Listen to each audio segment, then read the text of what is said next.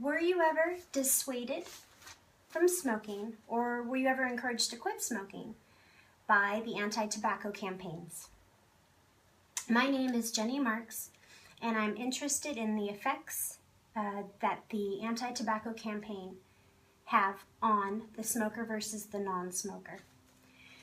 My thesis is that anti-smoking campaigns are processed differently depending on who is seeing them.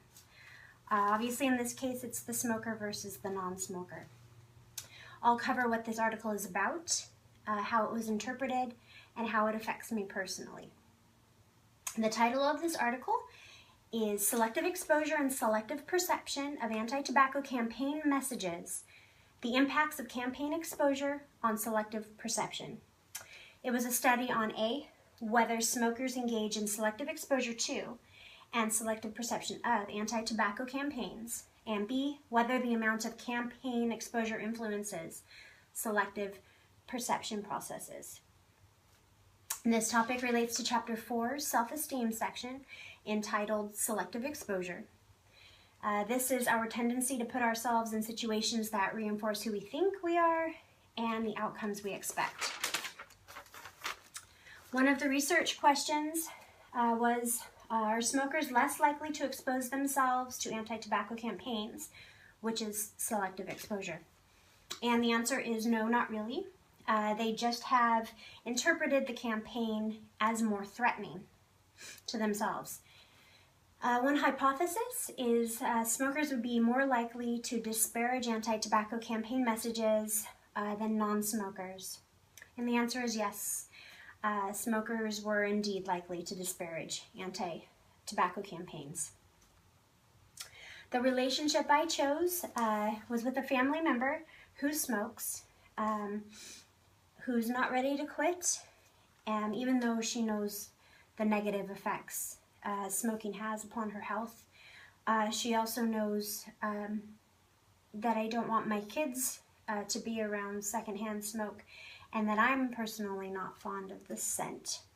I have communicated that to her. What I learned is that smokers typically do not shy away from information against smoking, but that they do respond differently to it than I expected. I've learned that no matter what I say or do, she will be the one who ultimately decides whether to quit or not. And I think that though I will not push her to quit or act in a passive-aggressive way, comments or actions that, indicate that I would like her to quit, I should be more open and honest. And if I describe it to her heartfelt, that I would like her to quit, I think that would be would elicit a better response than the way that I do it now.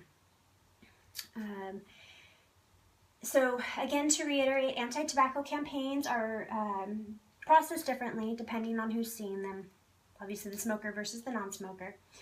And that smokers do not selectively expose themselves to the campaigns. They just interpret them differently. So really, changes anything big, like quitting smoking, is a choice up to the smoker themselves.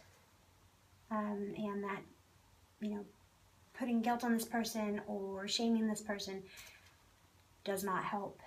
Being open-minded and speaking from the heart is probably ideal. Thank you.